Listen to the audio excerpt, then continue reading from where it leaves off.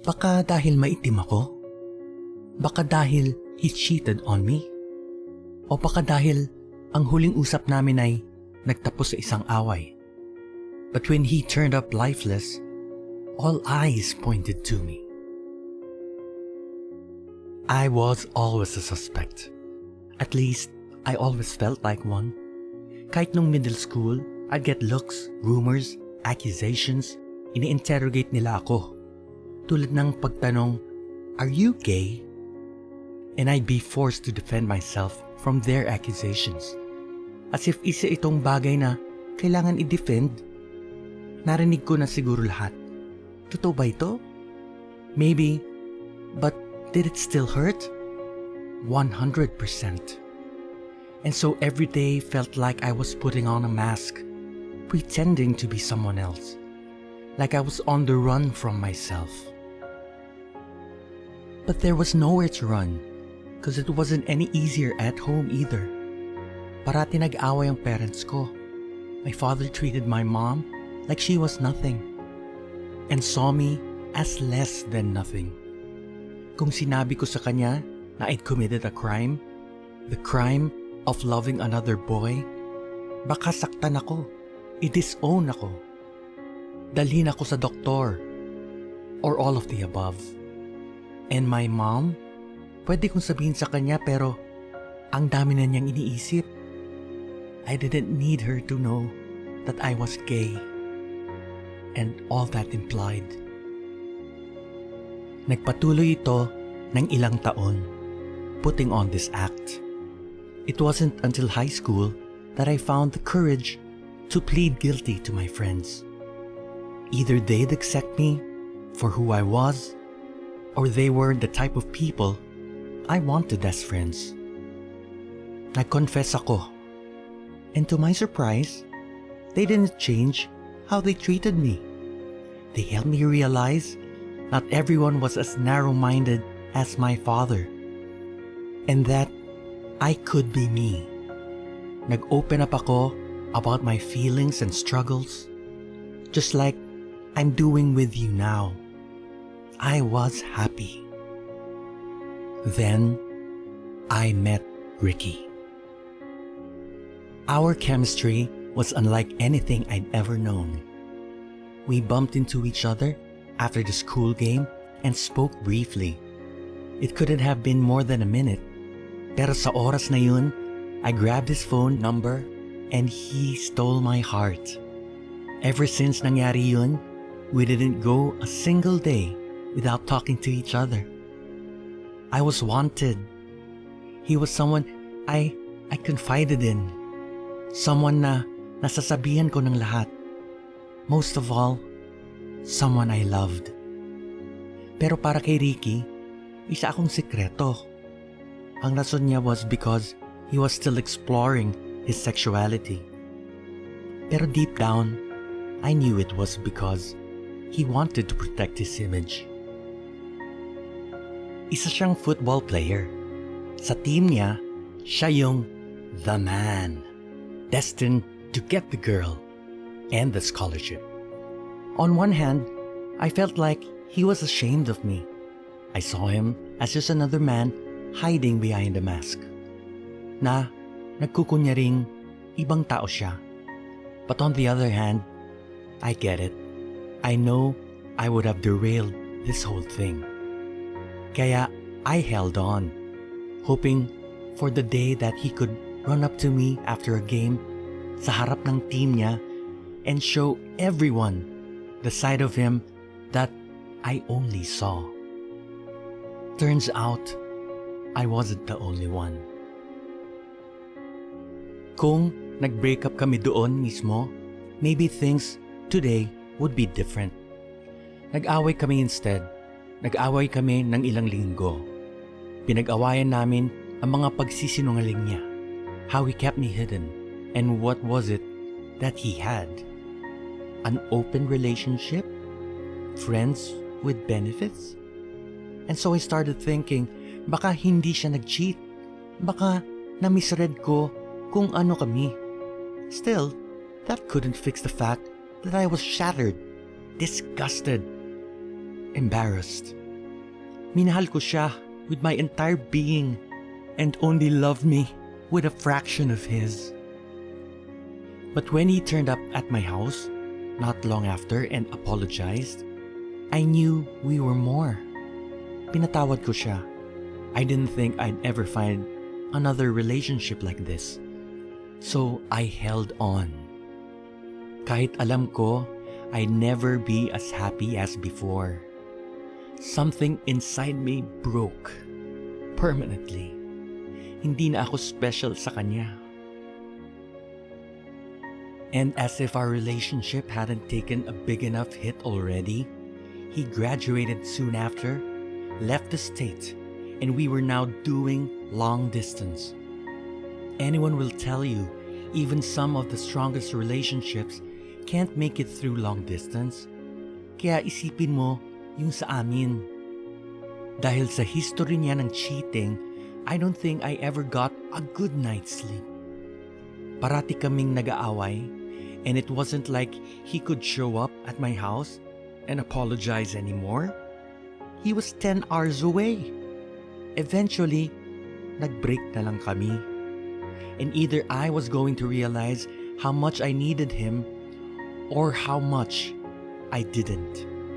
A year later, he left college and came home. It was deja vu. The doorbell rang, binuksan ko ang pinto, and there he was, covered in rain. It had been so long since we'd seen each other that all these emotions just erupted. We hugged for so long, as if not to lose each other again. And he just kept saying how much he missed me and how much he wanted this to work. But there was an elephant in the room. I needed to know if he'd been with anyone else. He told me no. But have you been talking to anyone else? Again, sinabi niya sa akin, no. Sinabi kong, okay lang ako dito. That I just wanted to get it out of the way before we pressed resume on our relationship. But he reassured me one last time, no. Still, I couldn't shake the feeling that there was something na hindi niya sinasabi sa akin. So that night, pagkatapos niyang makatulog, kinuha ko ang telepono niya and went to the bathroom. Alam ko na mali ito. I know it's a breach of his privacy and trust. And I would have felt bad if I wasn't justified. But I was. May nakita akong evidence. He'd been talking to another man. David. I don't know when it started and if it was serious, but it was ongoing. I couldn't believe it. Kung sinabi niya ito sa akin, I would be okay, pero nagsisinungaling siya. Again. Right to my face. It was so easy for him. I had to wonder what other things he'd been lying to me about. Hindi ako nakatulog buong gabi. At nung dumating na yung umaga, he started packing up his things.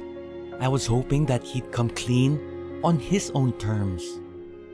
But with every step he took towards the door, lumalaki lang ang resentment ko for his lies until I leapt out of bed, grabbed him, and told him I knew. This wasn't a question of if he lied, pero bakit? And guess what he did? He pretended he didn't know what I was talking about. He acted like it was all some twisted dream I had. But I wasn't backing down, and I wasn't going to let him get away with it this time. Then, he changed his tone. He went from pretending it didn't happen to everyone lies. Those two words crashing down on every hope I had that he was a changed man. I remember thinking it's lucky he was a football player because he would have made a terrible lawyer. And the only thing he proved was that wala talaga siyang pakialam sa akin. After that, I told him we were done. I turned around and walked back inside while he drove off. Gusto ko ng mga sagot, pero ang nakuha ko ay mas maraming tanong. The only thing I knew for sure was that I deserved better than him, and that he didn't deserve what happened next. It had been a month since that argument, and I wanted to pay him a visit. I was calm. I didn't want to get back together. I just wanted to get some answers, some closure, and on better terms. This relationship deserved that much. Sinubukan ko siyang tawagan, pero walang response. I tried texting, but he hadn't been online in a few days. I thought maybe he changed all his contact details, so I checked his Instagram, clicked on tagged posts, and found a recent picture. I remember thinking, siguro hindi siya nagpalit ng Instagram niya. Then I read the caption, R.I.P. Ricky. Ano to? Isa ba itong kalokohan? I searched his name on Google. I clicked on news and found it. An article about an argument gone wrong between two men, a David and Ricky. I couldn't believe it. My first love and best friend was gone. And our last conversation was a fight. I cried all night, trying to figure out how it happened and why no one told me. Again, I felt like a suspect. I felt guilty. Maybe if I didn't take his phone, maybe if I held on to us a little longer, he'd still be alive. Hindi ako makangiti weeks after. The only person I could talk to about my feelings was gone. I still tear up whenever I think about him. Sometimes I go to his social media pages and check on his family to make sure they're okay. I still practice this little handshake we made up. Nasa akin pa rin ang number niya at lahat ng pictures at conversations namin. We had something special, something I'll always love. Looking back at all the time we spent arguing about things that didn't matter, I wish I could take it all back and use that time on things I could still cherish and hold on to. But now, today, pinatawad ko na si Ricky at pati na rin sarili ko. I'm not the suspect. I'm not guilty. Not for him and not for who I love.